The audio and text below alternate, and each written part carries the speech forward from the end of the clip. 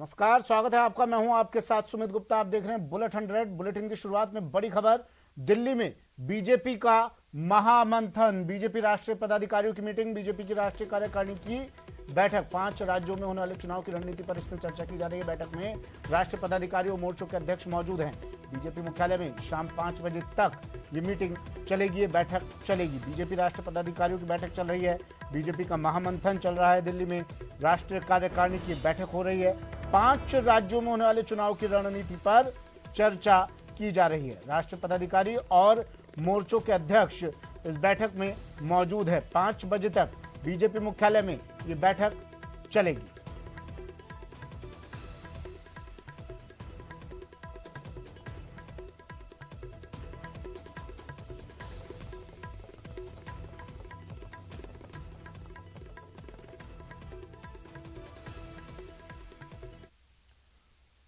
और अब बात मौसम की मार की। मरुधरा में मौसम का मिजाज बदला हुआ है। यहां शहर और आसपास के इलाकों में रुक रुक कर बारिश का दौर जारी है। मौसम और बारिश को लेकर येलो अलर्ट भी जारी किया गया है। बारिश ने लोगों की परेशानी बढ़ा दी है और तापमान में आई कमी से अब ठंड का एहसास भी होने लगा है। टीवी स्क्रीन पर ये तस्वीरें प्रदेश के अलग अलग जिलों से 6 तस्वीरें, करौली, दौसा, कोटा, बाना, भरतपुर और सीकर से।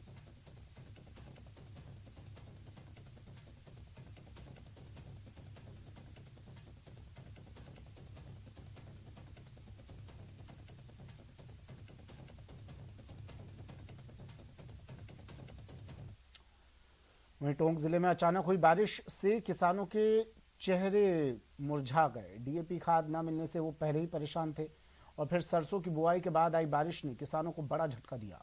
सरसों की फसल बर्बाद हो चुकी है। बारिश के बाद अब सरसों का पौधा बाहर नहीं निकल पाएगा। अब सरसों की दोबारा बुआई करने के अलावा कोई रास्ता नहीं बचा। ऐसे में किसानों के सामने आर्थिक संकट खड़ा हो गया है।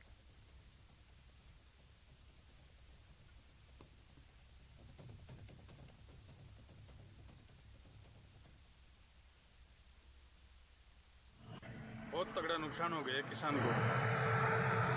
अब ये 20-25 बीघा तो मैंने सरसों बोई और 3 दिन 4 दिन बोई हो गया। ये अब बारिश हो गई कुदरत का, ये तो किसान तो मारे गए। पहले तो खाद नहीं मिला, खाद मिला तो वह 1700-1800 रुपये का खाद का कट्टा मिला एक।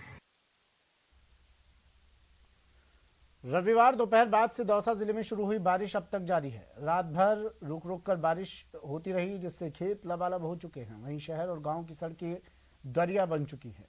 पूरे जिले में बारिश हो रही है, जिससे किसानों के चेहरे खिले हुए हैं। इस बारिश से सरसों और चने की फसल को काफ़ी फायदा होगा। वहीं गेहूं और जौ की फसल की बुआई के लिए की जाने वाली सिंचाई भी अब नहीं करनी पड़ेगी। बांदीकुई क्षेत्र में भारी बारिश से शहर की सड़कें पूरी तरह जलमग्न हो चुकी है, जिससे वाहन चालकों को काफ़ी दिक्कतों का सामना करना पड़ रहा है।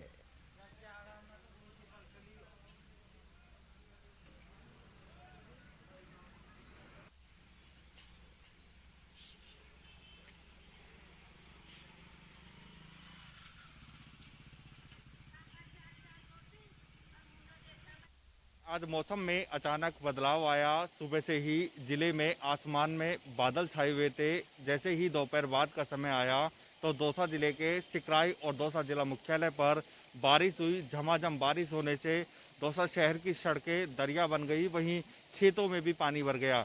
यह बारिश किसानों के लिए काफ़ी फायदेमंद मानी जा रही है, क्योंकि खरीफ की बुआई से पहले किसानों को सिंचाई करनी पड़ती है ताकि उनकी फसल की बुआई हो सके।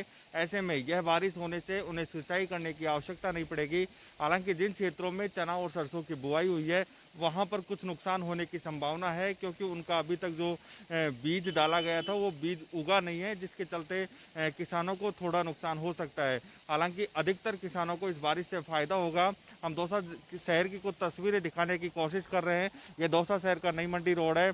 यहाँ पर बारिश हुई है और बारिश के बाद में दौसा शहर की सड़कें पूरी तरह जहां पर पानी बहने लगा है। ऐसे में बेमौसम यह बारिश है, क्योंकि जो बारिश का मौसम है वो ख़त्म हो चुका है, सर्दियां आने वाली है। इस बारिश के होने से सर्दियां भी जल्दी आएंगी, क्योंकि हालांकि पिछले 1-2 दिन से सर्दी का एहसास होने लग गया था, लेकिन जैसे ही आज ये बारिश हुई है तो निश्चित रूप से सर्दी बढ़ जाएगी और सर्दी बढ़ने से जो लोगों को गर्म कपड़े भी निकालने की ज़रूरत अब महसूस होने लगेगी। आशीष शर्मा, न्यूज़ 18, दौसा। और अब बात आग के तांडव की। अजमेर में आग का तांडव देखने को मिला। टेंट गोदाम में यहां भीषण आग लग गई। आग से लाखों रुपए का नुकसान हो गया। फायर ब्रिगेड को इसके बाद सूचना दी गई। दमकल की गाड़ी मौके पर पहुंची और आग पर बमुश्किल काबू पाया गया। आग के कारणों का हालांकि खुलासा अब तक नहीं हो पाया है। अलवर गेट थाना क्षेत्र के जेपी नगर की ये घटना है। अजमेर के जेपी नगर इलाके में स्थित एक टेंट गोदाम में अज्ञात कारणों के चलते आग लग गई। सूचना मिलने पर स्थानीय लोगों ने अग्निशमन और अलवर गेट थाना पुलिस को सूचना दी गई। अग्निशमन की गाड़ियां मौके पर पहुंची। टीम ने कड़ी मशक्कत के बाद आग पर काबू पाया। जानकारी के अनुसार ये गोदाम राजकुमार कोहली का बताया जा रहा है और आग लगने का कारण शॉर्ट सर्किट की भी संभावना जताई जा रही है। यह हादसा सुबह होने के चलते गोदाम में कोई मौजूद नहीं था, इसलिए किसी तरह की कोई जनहानि नहीं हुई। फिलहाल अलवर गेट थाना पुलिस आग के कारणों की पड़ताल कर रही है।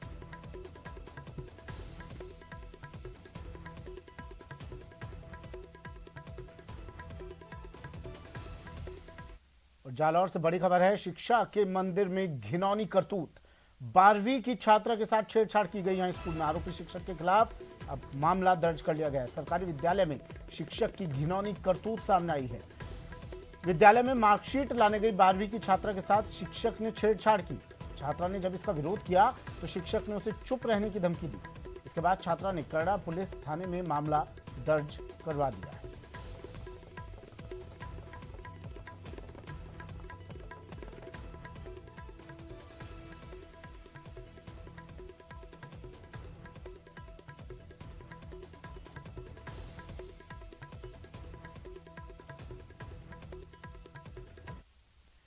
वहीं सीकर में छात्रा के साथ छेड़छाड़ मामले में अपडेट है। पुलिस ने आरोपी टीचर को गिरफ्तार कर लिया है। 8 साल की छात्रा से स्कूल में इस टीचर ने छेड़छाड़ की थी। 50 साल के पैरा टीचर ने घिनौनी करतूत की थी।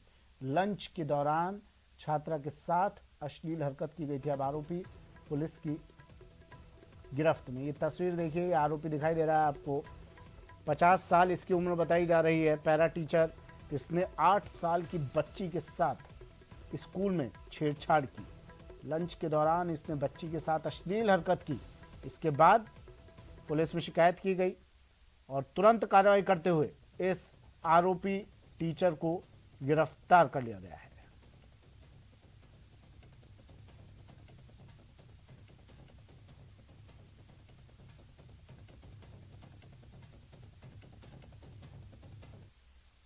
नाबालिग छात्रा को छेड़छाड़ के मामले में पैरा टीचर शिक्षक को कल दिनांक 17/10/2021 को देर रात दस्तयाब कर गिरफ्तार किया गया है।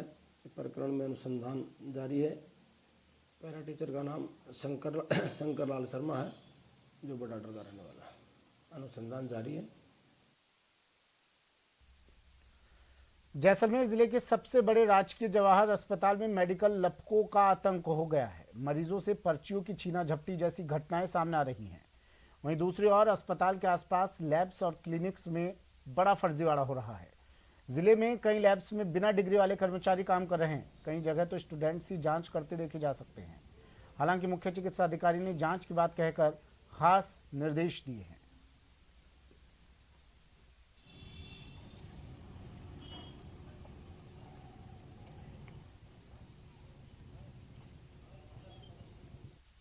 पाबंद करेंगे। पुलिस की वहाँ जो चौकी है वहाँ पे पुलिस अधीक्षक महोदय को हम लेटर लिखेंगे और वहाँ पर इस तरह की अगर कोई लपका होगा तो उसके खिलाफ सख्त से सख्त कार्रवाई करेंगे, ताकि ऐसे भविष्य में कोई इस तरह की घटना ना हो। जो लैब्स और जो हॉस्पिटल क्लिनिकल एस्टेब्लिशमेंट बिल के तहत यहाँ पे एनरोल्ड है, उन हॉस्पिटल के हम दोबारा उनकी जांच करेंगे और उनके अगर वो पूरे मापदंडों के अनुरूप नहीं है तो उनके खिलाफ सख्त कार्रवाई की जाएगी और उनके खिलाफ सीज की एक्शन भी ली जाएगी। जालौर के नए एसपी हर्षवर्धन अग्रवाल ने कार्यभार संभालने के साथ ही नशे के सौदागरों के खिलाफ मुहिम शुरू करने का ऐलान किया है। न्यूज 18 राजस्थान से खास बातचीत करते हुए एसपी ने कहा कि जिले में बढ़ रहे स्मैक, एमडी और शराब तस्करी पर लगाम लगाए जाने के लिए स्पेशल टीमें बनाई जाएंगी जो नशे के सौदागरों पर लगाम लगाएंगी। संवाददाता श्याम बिश्नोई ने जालौर एसपी से की खास बातचीत। में विभिन्न जिलों में अभी नए एसपी आए हैं और ऐसे में जालौर में नए एसपी हर्षवर्धन जी आए हैं। सर, पहले तो आपको बहुत बहुत बधाई। Thank you so much. Jalore में जिस तरीके से क्या एजेंडे रहेंगे, किस तरीके से पुलिस या कार्यप्रणाली में सुधार किया जाएगा, और वर्तमान में जालौर में जल मुद्दा है, इसमें एक और एमडी इस तरीके के प्रकरण है, विशेष फोकस क्या रहेगा?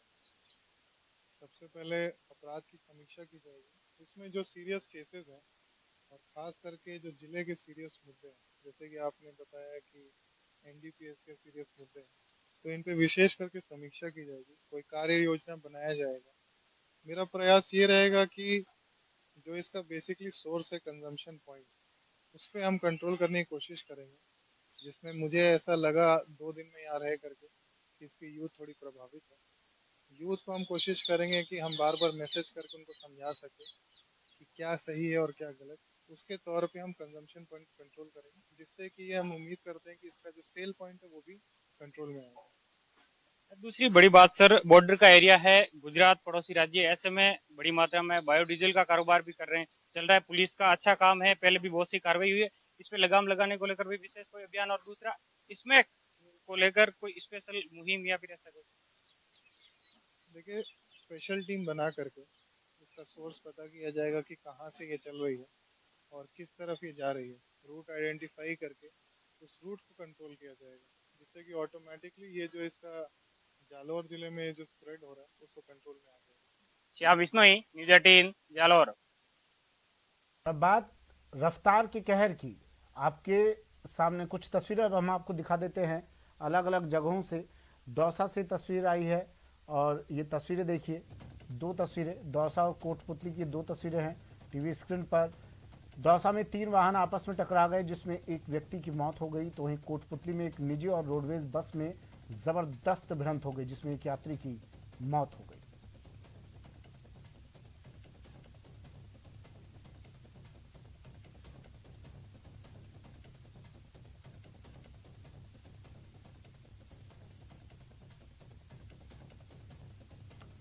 बांसवाड़ा में बन रहे एशिया के सबसे बड़े थर्मल पावर प्लांट के विस्थापितों ने 21 सूत्री मांगों को लेकर धरना दिया।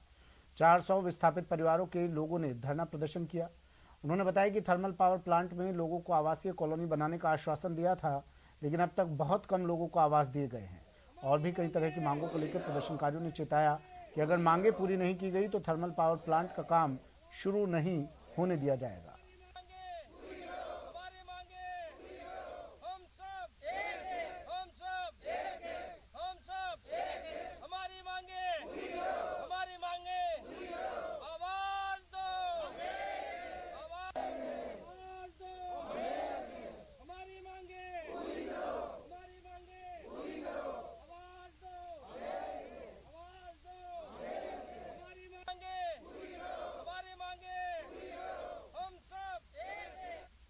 वक्त एक ब्रेक का, जल्द हाजिर होंगे।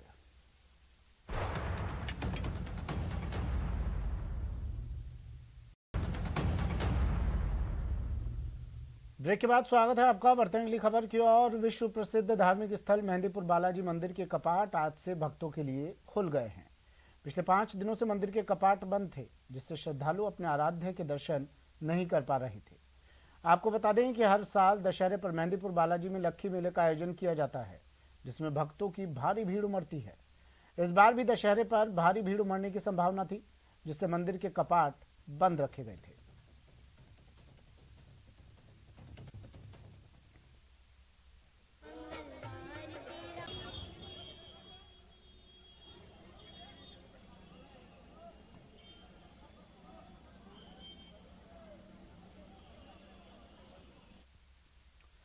कोयले की कमी से प्रदेश भी बिजली संकट में फंसने वाला है। इससे निकलने की कोशिश भी चल रही है, लेकिन इस बीच हम आपको प्रदेश के एक ऐसे प्लांट के बारे में बता रहे हैं जो पूरी तरह से तैयार है, जो बिना कोयले के बिजली बना सकता है। लेकिन बिजली प्रोडक्शन का खर्च इतना कि इस महंगी बिजली का कोई खरीदार ही नहीं मिलता। ये रिपोर्ट देखिए। बिजली संकट के बीच सफेद हाथी। 1100 करोड़ का प्लांट, प्रोडक्शन जीरो। गैस से बिजली उत्पादन महंगा। महंगी बिजली, नहीं मिलते खरीदार। 3-4 सालों में गैस की कीमत बढ़ जाने के कारण इसकी जो स्पेसिफिक कॉस्ट है वो ज़्यादा आने के कारण ये प्लांट बहुत कम या इमरजेंसी में ही चला है। बल्कि प्लांट बिल्कुल रनिंग कंडीशन में है। जब भी आदेश मिलेगा इसको तुरंत चला दिया जाएगा। मेरे हिसाब से इस प्लांट को चलाने में कोई दिक्कत नहीं है। जी हां, बिजली संकट के बीच Dholpur combined cycle power project पूरी तरह से तैयार है बिजली उत्पादन के लिए, लेकिन इस प्लांट से बिजली का उत्पादन इतना महंगा है कि खरीदार ही नहीं मिल पाते। नतीजा 1100 करोड़ रुपए की लागत से बना ये गैस आधारित पावर प्लांट कई सालों से बंद पड़ा है और बिजली संकट के बीच सफेद हाथी ही साबित हो रहा है। मेरी ये कोशिश रहेगी कि प्लांट एफिशिएंसी के साथ प्लांट चले, निर्विरोध चले, ताकि जनता को इस विद्युत संकट में अपनी सेवाएं दे सकें। और जो जनरेशन पिछले सालों में रहा, पिछले सालों में भी ये एमओडी में नहीं आने के कारण थोड़ा कम ही चल पाया है। जब भी चला है पीक लोड पावर में, पीक लोड में चला है। और अभी भी जब भी सरकार से या हमारे हेड ऑफिस से जब भी जो हमें आदेश मिलेंगे हम तुरंत इसको चलाने के लिए तत्पर तैयार हैं। दरअसल दुनिया भर में प्राकृतिक गैस के दाम बढ़ने से गैस से बिजली बनाना महंगा सौदा हो गया है। वर्तमान में गैस से बिजली उत्पादन की लागत प्रति यूनिट करीब 20 से 21 रुपए बैठती है। नतीजा बिजली का उत्पादन बंद है और तो और इस प्लांट से प्रोडक्शन जीरो है, लेकिन प्लांट की देखरेख और कर्मचारियों का वेतन हर महीने लाखों रुपए का है। हालांकि Dholpur combined cycle power project पूरी तरह से तैयार है।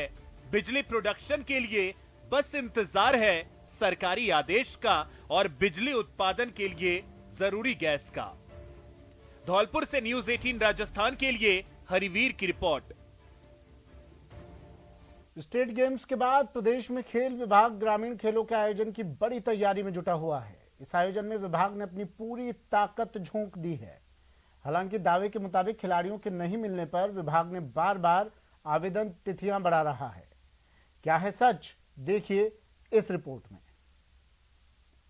बैठक पर बैठक, खिलाड़ियों का रजिस्ट्रेशन कम, तारीख पर तारीख, कब होगा खेल, समय कम, कैसे होगा टारगेट पूरा। ग्रामीण खेल कहीं हो ना जाए फेल। आयोजन बड़ा है और समय कम, टारगेट फिक्स है लेकिन खिलाड़ियों की संख्या कम। सपना है गांव-गांव, ढाणी-ढाणी पहुंचकर खिलाड़ियों को ग्रामीण खेल से जोड़ने का। खेल विभाग एड़ी चोटी का जोर भी लगा रहा है। प्रदेश भर में जिला प्रशासन के साथ मिलकर खेल विभाग ग्रामीण खेलों की तैयारियां कर रहा है, लेकिन हाल ये है कि अभी तक दावे से आधे भी खिलाड़ी नहीं जुट पाए हैं। खेल विभाग का दावा है ऑनलाइन करीब 5 लाख खिलाड़ी जुट गए हैं, जबकि ऑफलाइन डेटा अभी तक सामने नहीं आया है।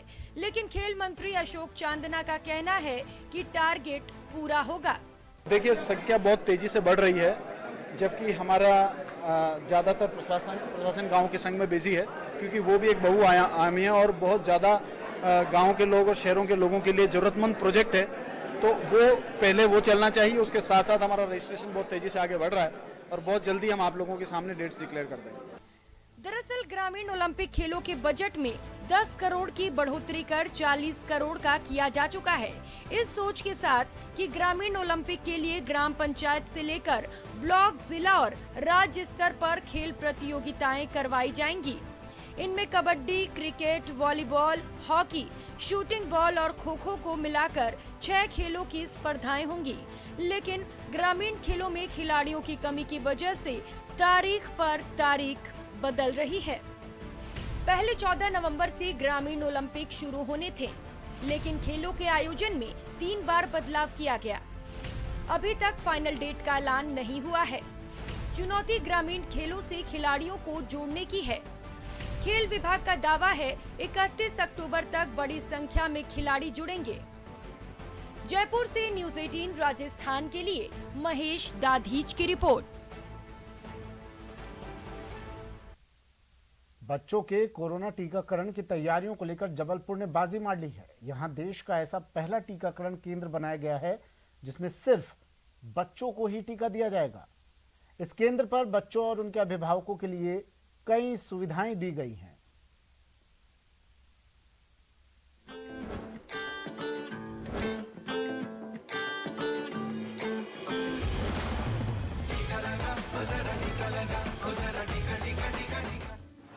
कोरोना पर आखिरी बार के लिए देश तैयार। बच्चों के वैक्सीनेशन के लिए पहला सेंटर तैयार। अब बच्चों की बारी, शुरू हुई टीकाकरण की तैयारी। जी हां, तैयारी शुरू हो चुकी है। अभी देश भर में 18 साल से ऊपर के लोगों को तो युद्ध स्तर पर टीका लगाया जा रहा है, लेकिन अब बच्चों के टीकाकरण के लिए भी तैयारियां जोरों पर है। इसे लेकर शुरू हुई तैयारी में बाजी मारी है जबलपुर ने, जहां बच्चों के टीकाकरण के लिए किड्स वैक्सीनेशन सेंटर बनाए गए हैं। भले ही अभी वैक्सीनेशन सेंटर कहीं ना खुले हों, लेकिन जबलपुर स्मार्ट सिटी ने दरअसल एक सुसज्जित वैक्सीनेशन सेंटर किड्स के लिए तैयार कर दिया है, जो देश का पहला वैक्सीनेशन सेंटर कहा जा रहा है। देश का यह पहला कोरोना वैक्सीनेशन सेंटर है जो खास तौर पर सिर्फ बच्चों के लिए बनाया गया है। इस कामयाबी पर एमपी के मुख्यमंत्री शिवराज सिंह चौहान ने स्मार्ट सिटी, नगर निगम और इसे बनाने वाली पूरी टीम को ट्वीट कर बधाई दी है। वैक्सीनेट करने के लिए भी एक विशेष अभियान चलाया जाएगा, लेकिन तैयारियां जोरों पर है और पहले ही प्राथमिक तौर पे ही वैक्सीनेशन सेंटर जो है वो बनकर तैयार है, जिसे खुद सूबे के मुखिया ने सराहा है। चलिए जान लेते हैं कि किड्स वैक्सीनेशन सेंटर पर क्या सुविधाएं दी गई है। काफी कुछ खासियत है यहाँ पर। बच्चों के लिए झूले हैं, माताओं के लिए आंचल कक्ष है, diaper vending machine, sanitary pad machine, waiting area और अभिभावकों के लिए सिटिंग स्पेस भी है। डॉक्टर्स टेबल, चैम्बर्स, इन्हें तमाम सुविधाओं से इसे सुसज्जित कर दिया गया है। बता दें, बच्चों के लिए भी कोरोना का टीका बनकर तैयार है। बस इंतजार है DGCI की मंजूरी का। मंजूरी के बाद बच्चों को टीका लगना शुरू हो जाएगा। ऐसे में जबलपुर के मनमोहन नगर में बना ये किड्स वैक्सीनेशन सेंटर दूसरे शहरों के लिए नजीर बन गया है। Bureau report, news 18 network.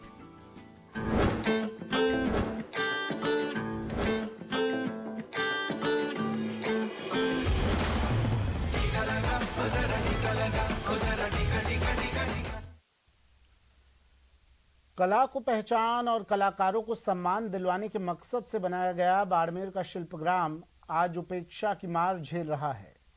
49 lakh की लागत से बना शिल्पग्राम भूतिया हवेली नजर आता है।